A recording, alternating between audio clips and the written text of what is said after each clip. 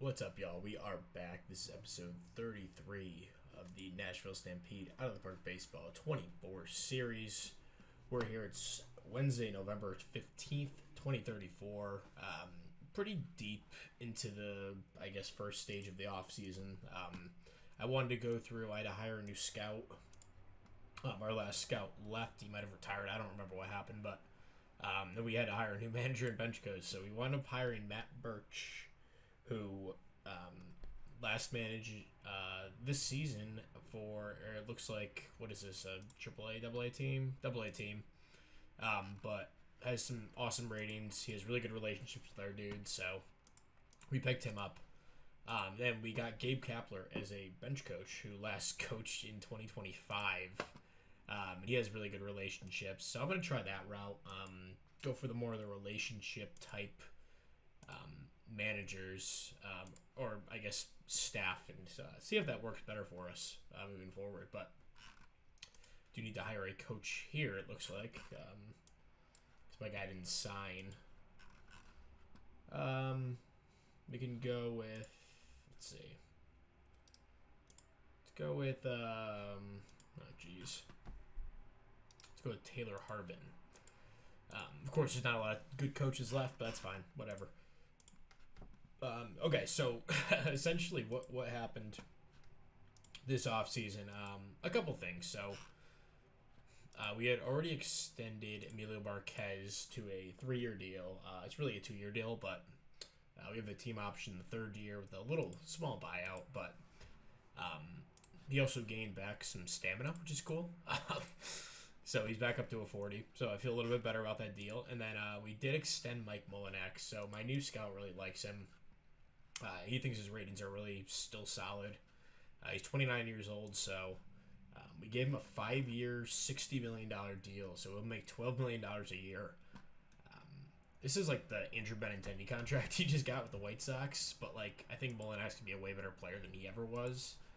Can play center field if we need him to. Just has been remarkably solid throughout the save. You know, he's gone from like a, high tier all-star to, at worst, like a really good starter. So I love the value we got on that deal. It does push us, we got some money kind of on the books for the next few years. And we are losing Frank Correa, which is an underrated part of this offseason that I kind of like forgot that he was on the clock.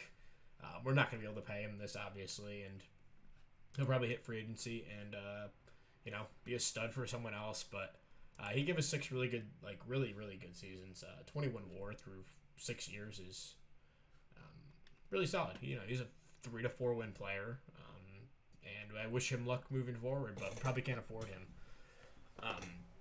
The other, time it's on the clock is Kira.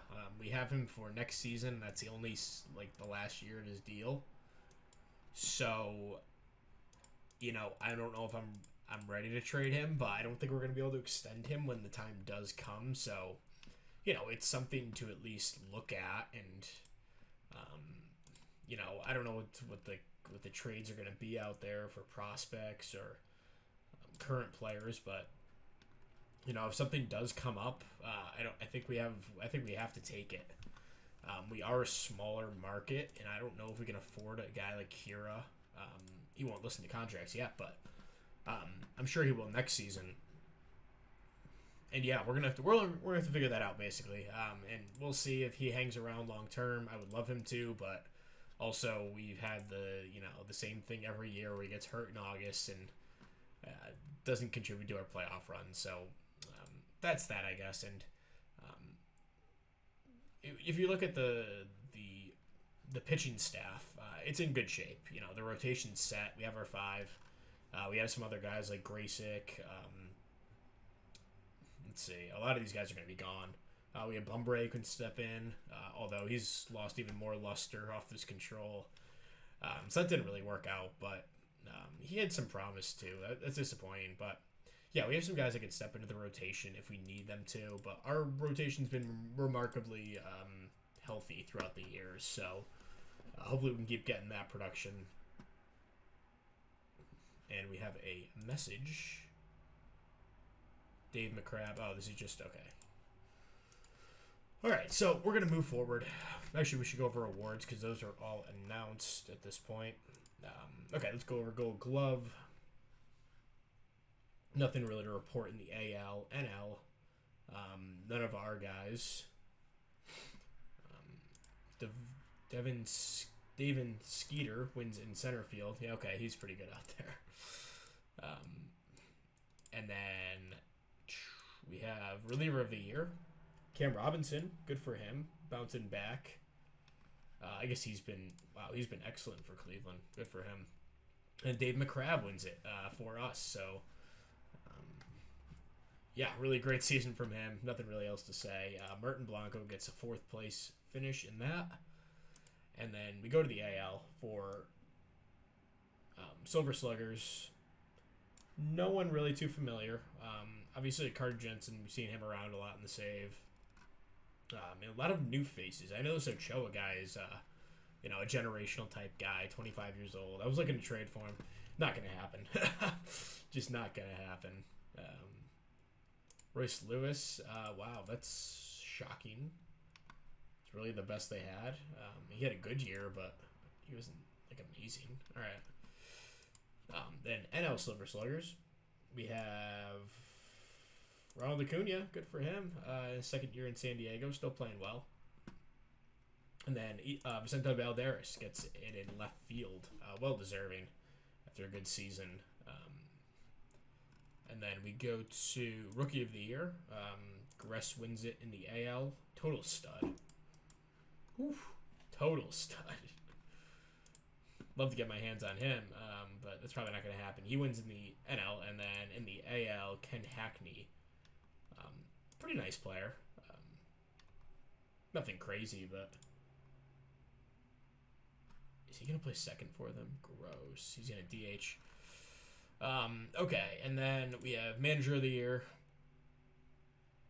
The Rockies guy and the Mets guy wins it in their respective divisions, and then I already revealed the MVP, so may as well just go to that first, and then we'll go to Cy Young. But Andy Scarlett winds up winning it with a really good season out in left field for the Brewers. In the AL, anyone else really familiar? I mean, not really. No one we've ever had. And then in the NL, oh my God. Devon Skeeter wins it with 7 first-place votes. Holy crap. I mean, yeah, he definitely deserved it, but Ellie De La Cruz got 5. He finished 2nd. Really good season from him. Danny Rouse got 6 first-place votes of his own. 7.4 WAR. An insanely good second baseman. He should probably be at short. Who's their shortstop? This guy's also good. Thanks, the Rays got a heck of a defensive team. And then Chris Miles gets 5 first-place votes. And then Kira steals another one and finishes 5th. What is that? 6th.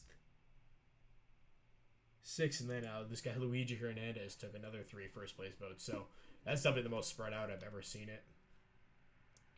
Pretty cool stuff. So yeah, Kira finishes 6th. We have Marquez a little bit down the ballot. See Valderas a little bit farther down. Frank Correa gets a couple of votes, and Isaac Morton got some votes as well. And then we'll hop into Pitcher of the Year, Cy Young. Garrett Bauman wins it for the Yankees, his first year on the team after they replaced our guy, Isaac Morton, with him. And it seems to work out well for them. Bauman had a really good year. Jonathan Stever, wow. Isn't he like a real-life White Sox? Yeah, White Sox pitcher. Interesting. He's turned into a really good pitcher, age 37. He gets 3 first-place votes.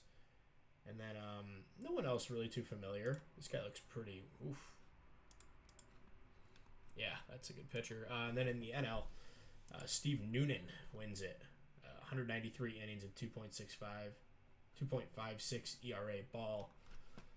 Luigi Hernandez gets 10 first-place votes, finishes 2nd. Just didn't have the innings, unfortunately, for him. And then Emilio Marquez gets 2 first-place votes and finishes 3rd. Again, didn't really have the innings. to steal that award, but did lead the league in WAR for the third straight year, and what was that, 4 of the last 5 years, and for the 7th time in his career. Absolutely insane career. Isaac Morton finishes 6th. Martin Blanco 7th. And that's about it for awards. So, do want to check out. I'm still trying to trade for John Paul. I really like him, and I think the Braves are willing to give him up in the right trade. I just don't have the money for it at the moment. So, it looks like did our budget drop again?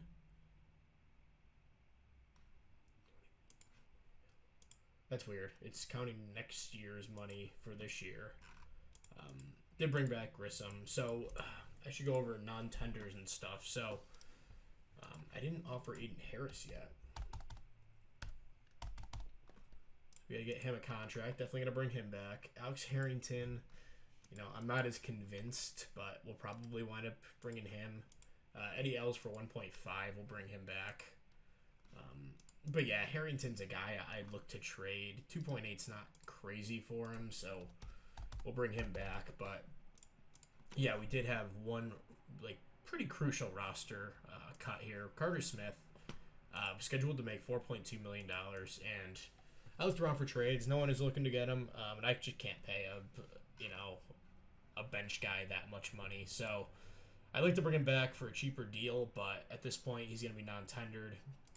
Maldonado as well. He's just out of options. Not the best arm. I'd rather bring up a young guy. And then Sam Simpson, another guy who's was going to make a lot of money. $2.6 million for, the production he's given us the last 2 years. Just not really worth it. So that's that. Frank Correa will get a qualifying offer extended to him. He wants a 6-year deal at that price, so I don't think he'll take it. So we'll get that supplemental pick most likely.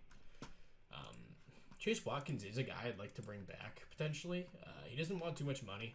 If I can get him down to a 1-year deal, I'd totally like to do that. Just a couple of guys I want to DFA, so I don't have to pay him any money.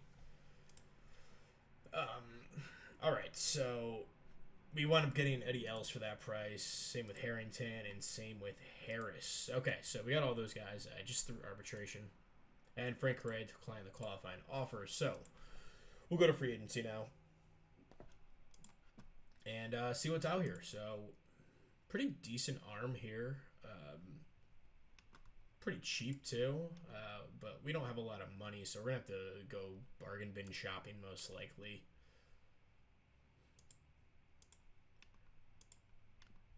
This guy's interesting. 23 years old.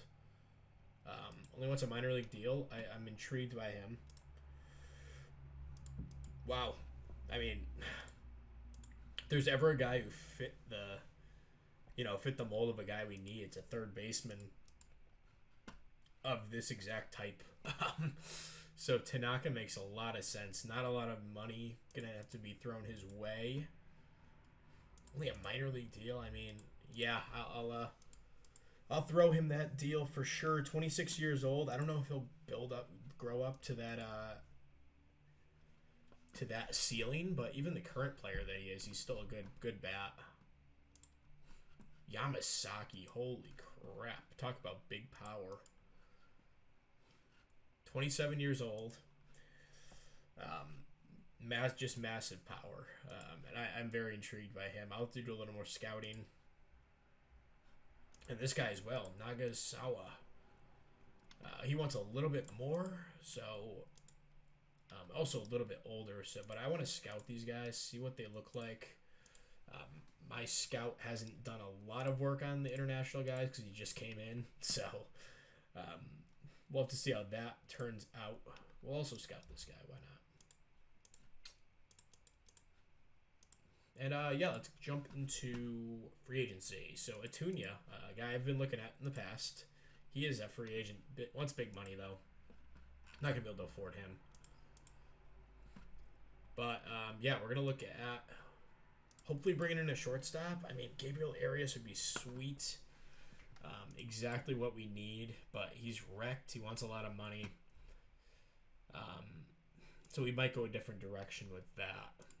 Let's check out shortstops. See what we have out here.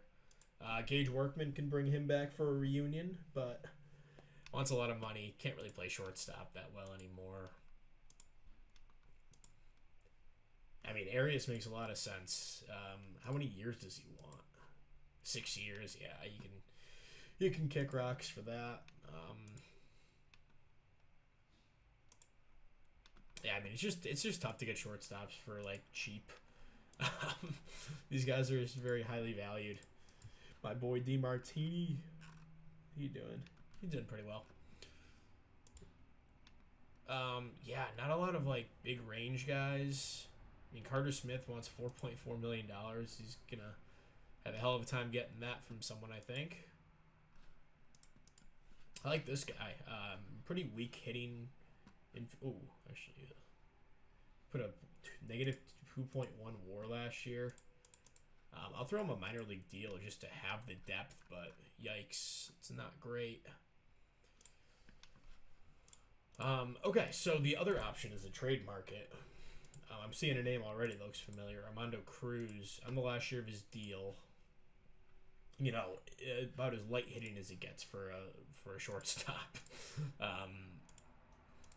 But he's an option, I suppose. But yeah, I'll go off camera, look at some deals, maybe some trade, maybe some signings, and we'll come back when we kind of have a more concrete plan about this offseason. All right, so I'm a little conflicted now. So I have an offer out for Yamasaki. I finally got the scouting report in. This is what it looks like with high scouting accuracy. Feel pretty good about this. This is, similar to what the OSA has. But he's 27 years old, so you can just chop off this 55 contact. It's not there. And this looks a lot like a boomer bust guy. And the contract I have offered is a 6-year deal worth $13 million a year. It's not horrible. Like, it's not going to hamstring us, and we won't be able to do anything. But we do have the Kira thing to worry about moving forward in the future. And I don't know. I just don't know if we can lock up a DH to that amount of money.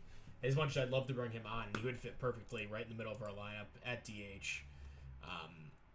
And it would fill a huge need, but I just don't think it's in the cards at the moment to be able to do this. And yeah, I might regret it, but I am going to withdraw that offer. We just have too much going on salary wise, and it's not smart to go start throwing out big money when you have guys due for contracts pretty soon. So there we go. We do have an offer out for Tanaka, though. It's a 4-year, $1 million, or 1 year, $4 million deal. Yeah, he'll be controllable for 6 years after that. And if he's not good, we can cut him at any time, and it's not a big deal. But yeah, that's still, okay. So we can put Stroman back at shortstop. I'm not totally opposed to that. He can do it. He's just not going to be great. And there's not a ton of options out in the shortstop market. So, if Frank Correa somehow falls through the cracks, he has an offer out from Chicago. We're not going to be able to match that. But if, someone falls through the cracks here, we might be able to make a move. Cole Carrick, God, I cannot believe you put a 5.4 WAR. That is insane.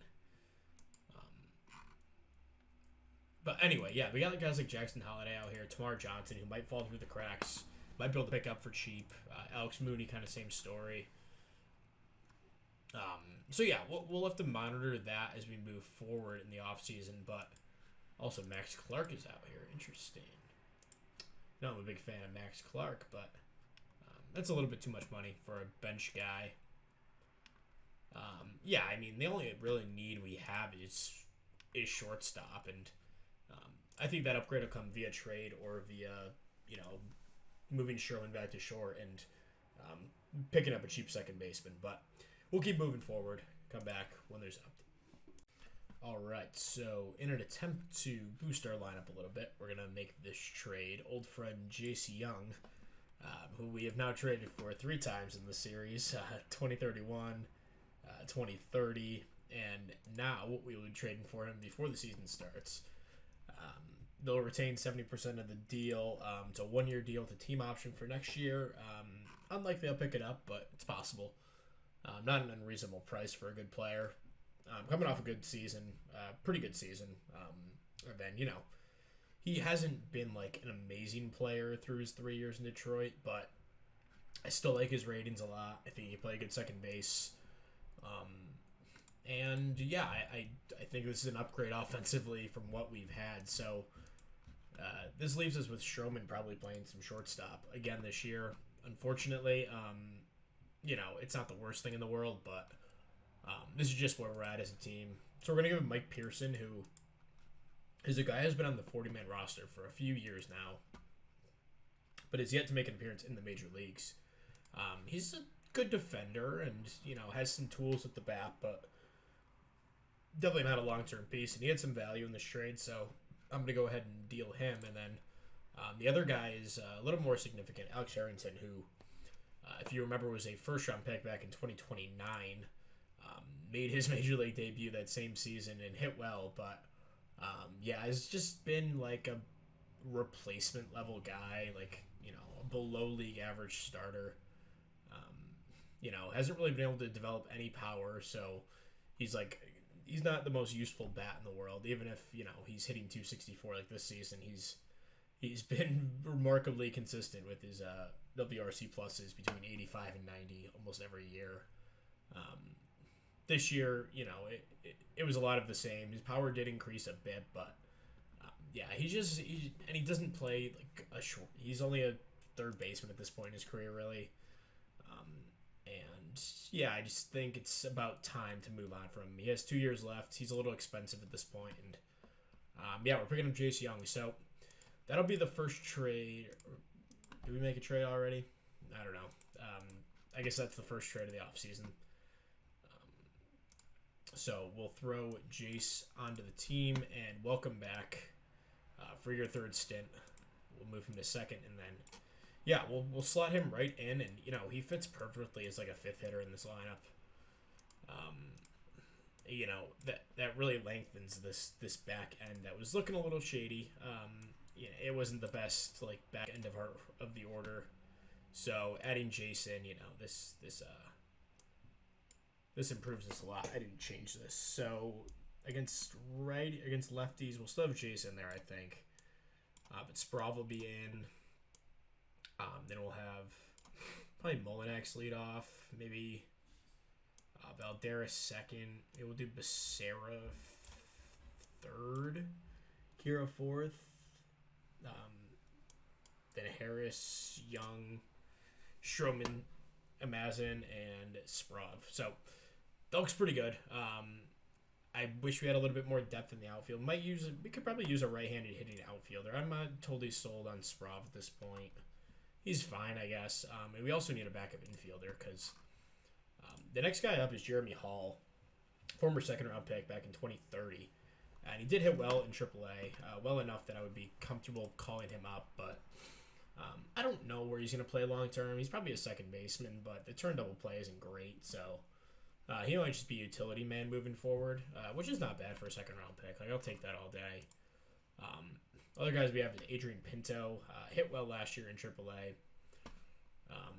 Could make an appearance on the team if we need him. We did sign Tahara, the big wild card at this point. And we also have Jorge Valero, who I like quite a bit and absolutely mashed last season. So he can make an appearance on the team. But yeah, the big wild card is Tanaka here. If we do sign him, then Aiden Harris might be on his way out. I'm not sure.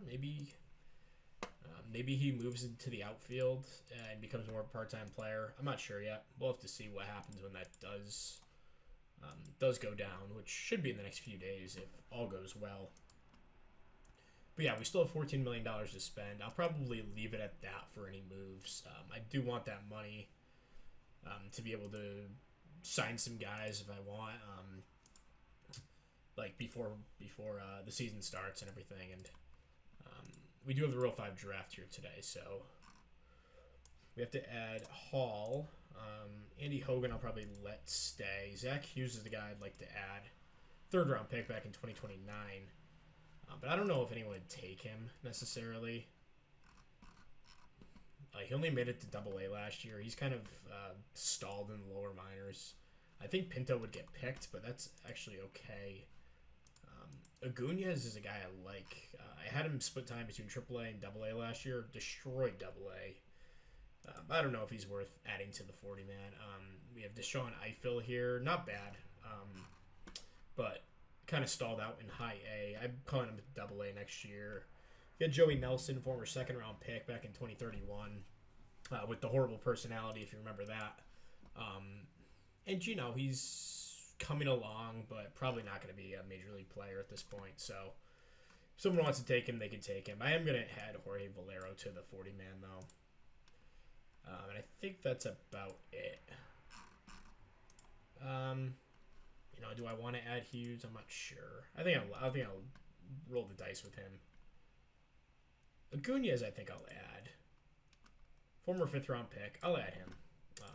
Okay, so now we have some infielders, at least on the 40-man, and we'll hop into the Rule 5 draft, see what happens. And no one got picked so far. And looking at all players, this guy, David Padilla, 25 years old, not bad.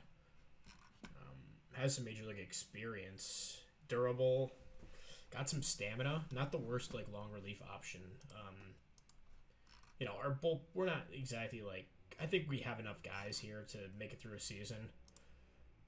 But I'm not opposed to taking a dude here if I see someone I like. Didn't we have Cardini? Yeah, who's a Rule 5 guy. Finally made it to the majors. Good for him. But yeah, we're not gonna take him again. I would maybe we could look at shortstops. See if there's anything out here that can actually play a decent short. Prince Tucson, interesting. 65 range, hit decently well in 2033, but played last year in Double A, of course, because that's how this game, for some reason, functions.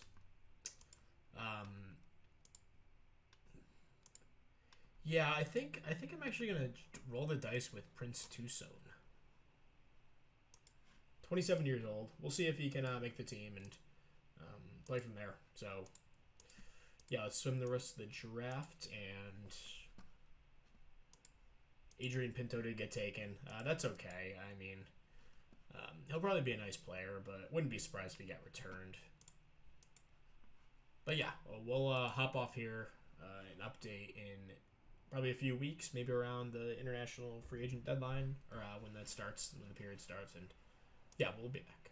All right, so we're here at the start of the preseason, and I went a little bit crazy, not gonna lie. So just today, we signed 2 relief pitchers, Gavin Hollowell, who is a real-life Rockies pitcher, I believe. Yes, and he's developed into one of the best pitchers in baseball in this series. A career 3 ERA, 347 career saves, just a total stud. And he's now 37. We signed him to a 2-year deal worth $11 million per season. Could backfire, but I just decided, screw it, let's go for it this year, and let's get the best bullpen we can. Because we also picked up Emmett Sheehan, who just a small $3 million deal, but huge hopes for him in middle relief this season. And yeah, you throw that on McCrabb, Blanco, and Mendoza, who's been good. Dan Miller's an emerging young guy. Marquise Grissom. It's almost an embarrassment. And Blake Townsend. It's an embarrassment of riches in this bullpen. And yeah, that's been kind of a weakness for us moving into the playoffs. That and the offense overall. But we've now boosted that with 2 infielders. So Chase Young, we picked him up, of course, and then we did sign Yusuke Tanaka to a 1-year deal. Yeah, hopefully he's a stud for us. He can also play some corner outfield if we need him to. He's probably actually better out there, but I might play him in a little bit of left field when Harris is at third. This is kind of what I'm looking at for the lineups. Something like this. We'll see, what the official lineups are, but plenty of platooning and plenty of our usual shenanigans. So we're at the preseason, and our owner did boost our budget back up to 210 million. So so yeah, we're able to be okay this season. Our season tickets have gone up a little bit, and our attendance is projected to be much higher. So they're loving us being aggressive here. Our budget's up to 19th, payroll at 17th. So probably one of the higher payrolls we've run in this series. But yeah, this is could be the last year of Kira. You don't know how much longer Marquez is going to be a good arm. Okay, he just got a little. Okay, yeah, he's fine. Yeah, we don't know how much longer those guys are going to be good, so it's, yeah, so this is like our window. It's this year, and then, Kira could be on his way out, and blah, blah, blah. I already went over that, but, yeah, that's where we're at. Before I forget, international free agents are available to sign now. See, it didn't show up here. It's very sneaky like that, but I'm gonna go. There's not a ton that I like out here. I might go actually under like the allotted amount. Although I do like this guy Juan Paz. And Juan Zamora's okay, but it's not. I'm not willing to give up my entire budget for him. So I might go bargain bin shopping this year. Could be like this guy, like for 300,000. Like totally do that. I actually like this Herrera guy quite a bit. Juan Flores was a good glove with not a horrible upside with the bat. Who doesn't want a lot of money? So yeah, I might just sign a bunch of these guys and throw some darts and see what happens. So yeah, we'll come back with the results of this, and yeah, just a sec. Oh, sick. Okay, so a couple of updates. So Kranzler got the rotator cuff in July of last year. It was going to be 13 months. 5 months later, no, 6 months, 7 months later, right? 7 months later, just suffered another setback. He's going to miss another 15 months. So, I mean, this is like, like an unbelievably, he's going to miss like two full seasons probably. Unfortunate for him, but yeah, we did wind up signing Juan Paz. He was the best guy out there that I was able to afford, so I gave him $5 million. I'm still trying to get one other guy. David Parr is going to max me out, but he's not anything special, but just another dart throw. But yeah, the Angels matched that, so back to the drawing board. Maybe I'll just keep the money. Honestly, there's nothing else I can really do. Yeah, that guy's over.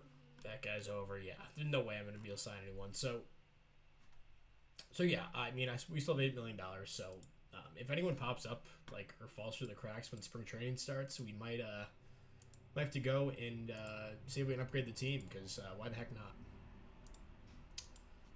Let's see what we got out here. So Jose Rodriguez, not really the best player in the world. Jung-Hoo Lee is a guy I love. Doesn't want a lot of money anymore. Where does he fit on our team? I guess he's the Eddie L's basically replacement.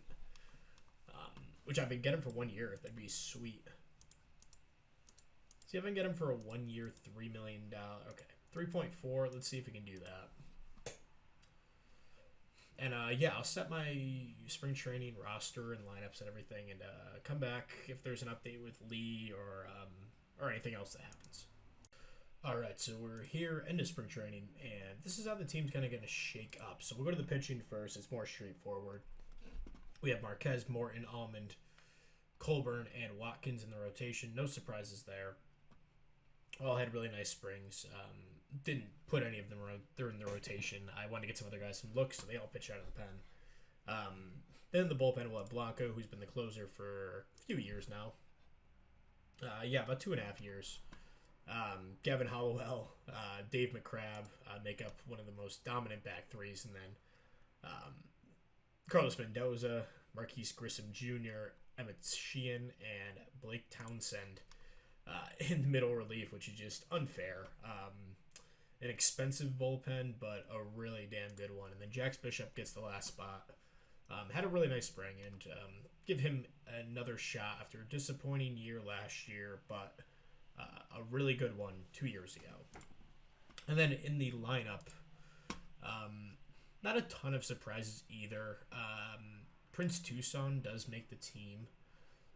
He had a nice spring and was able to play the infield, which I don't really have any guys that are major league ready outside of like, I guess the only guy would be Jeremy Hall, but I like Tucson. I'll give him a shot, see how he does. But yeah, he's the only guy not starting against righties or lefties, but he'll still mix in a bunch of short, maybe once or twice a week over there, depending on how Stroman does. But a lot of against righties, it'll be Lesko at first, Balderas DHing, Molinex in right, Kira in center, Jung-Hoo Lee, our big free agent signing. Well, not big, but a free agent signing will be in left. Yusiki Tanaka, another free agent signing. He'll be batting sixth at third. Jace Young at second. Jaden Stroman at short, and Chris Grimm catching. You can see how we kind of mix in our bench guys here. Aiden Harris, notably not starting against righties. He'll still mix in left and at third, but as of now, he's not playing every day. But against lefties, he is mixing in at third base. So we'll have Becerra, Balderas, Molinex, Kira. So the 2, 3, 4 spots are pretty solidified in the lineup, but everything else around there moves. And then we'll have Tanaka, Harris, Young, Amazon, and Stroman rounding out the order. With Tucson mixing in a bit more at second and short against lefties. And then Lesko will play once a week at first base. Just getting some lefty at bats. But yeah, that's how the team will go into the season. 2035 now.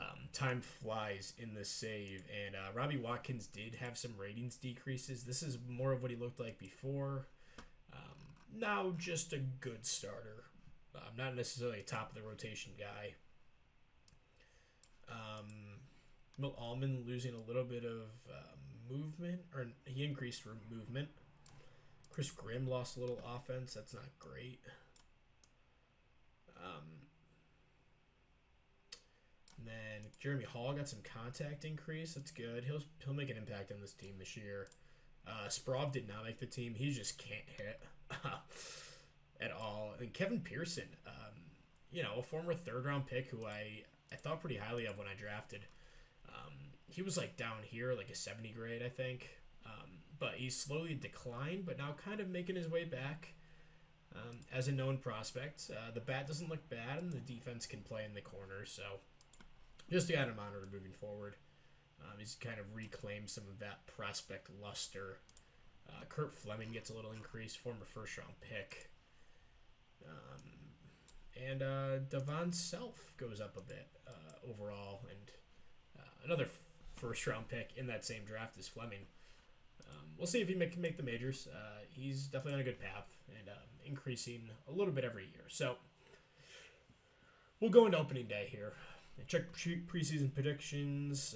Check out the top prospects, as these will probably update when the season starts. When they do. They want us to play better than 500 ball. Doesn't mean a ton of what our teams should look like coming into the year, but let's see. Yeah, we're predicted to win 99 games. The power is still an issue, but we steal plenty of bases. Our pitching is by far the best in the National League.